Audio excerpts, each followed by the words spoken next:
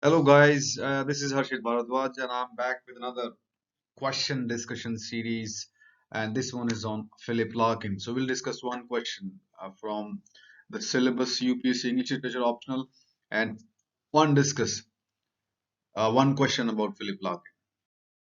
My name is Harshit Bharadwaj. I teach English Literature optional for UPSC aspirants.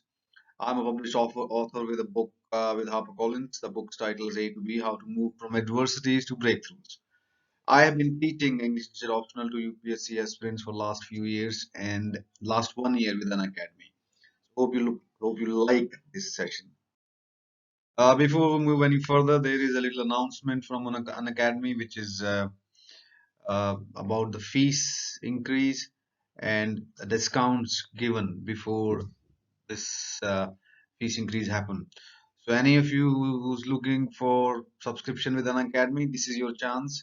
Go check out the discounts in the next few slides and then we'll discuss the question. So watch it till the end. Those of you who don't know about Unacademy subscription, in both the cases, the GS and the optional, you get live classes, you get test series and quizzes, you get a very structured courses. I teach an English literature course and I teach paper 1 and paper 2 separately. The classes are designed by me and they are set on a schedule, so you know what how the course will look like, what kind of topics we'll be dealing with, and you have unlimited access. That means that you have access to live classes as well as access to the recorded ones if you miss out on those.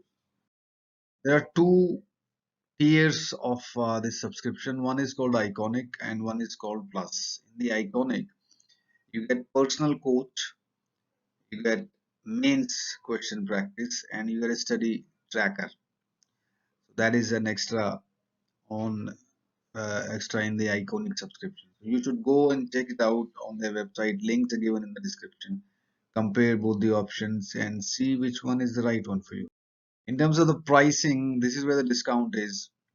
The 24-month subscription, the 2 yearly subscription, there is a 29% off in the Plus subscription and 26% off in the Iconic subscription.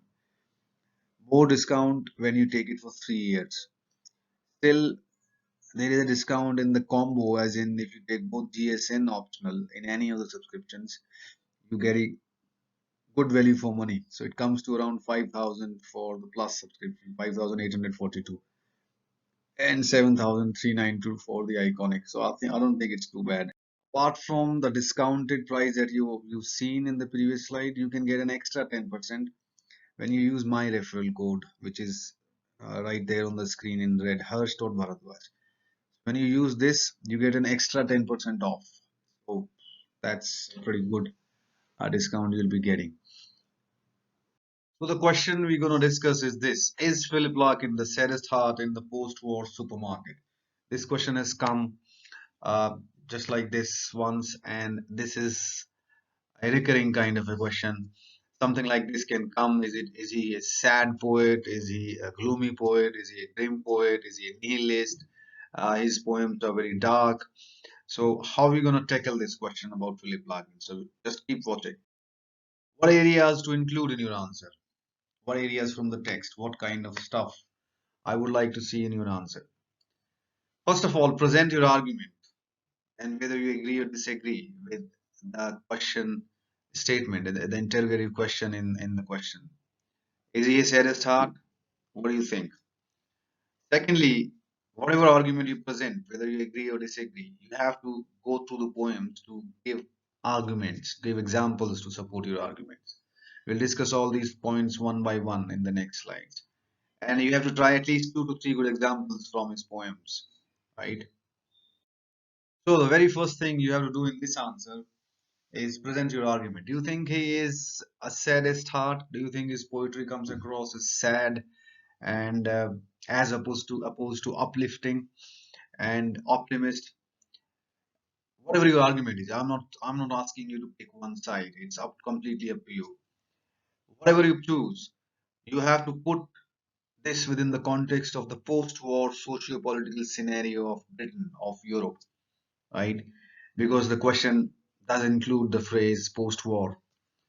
So within that scenario, within the context of the post-war in Britain, where the overall sentiments of society in Britain was a little grim, was still trying to overcome the stress and the anxiety of the war, Second World War. So within that context, would you look at Larkin's poetry as sad or uh, realist in contemporary sense? And whatever your argument is, you need to put it in the very first part of your answer as clearly as possible. Okay, if you presented your argument, which is you can say, yes, I agree, Philip Larkin is the saddest heart in the post-war Europe, or you can say, no, he's not saddest heart, he is a realist, and his poems are not sad, but present a reality, picture of reality, whatever your argument is. Then you have to go through his poems to give examples, right? For example, in the next please, uh, he's talking about human human tendency to always be waiting for the next moment to bring happiness or bring something that they're waiting for. And Philip Larkin is basically saying in that poem that you got to be staying in the present and rather than waiting for the next moment. So you lose out the present moment in anticipation and wait. So do you think that's sad or do you think that's realistic? So you have to go through all the poems. Day is afternoon, next please, Mr. Bleeny, exceptions, whatever. Find examples to consolidate your argument. Now, when you're presenting your argument, one thing that happens with the poetry answers, and I've seen it so many times with different students, is when they're taking examples from the poems, they start doing thematic analysis of each poem. They just end up giving the summary theme of each poem. You have to stay away from doing that. So you have to use a poem specifically to prove your argument. Is he sad, saddest heart, or is he not saddest heart? That one of these two is your argument. So whatever examples you're giving from the poems, do not break into thematic evaluation. Do not end up giving the summary of the poem. That happens a lot in the poetry question. So stay very, very relevant to your argument.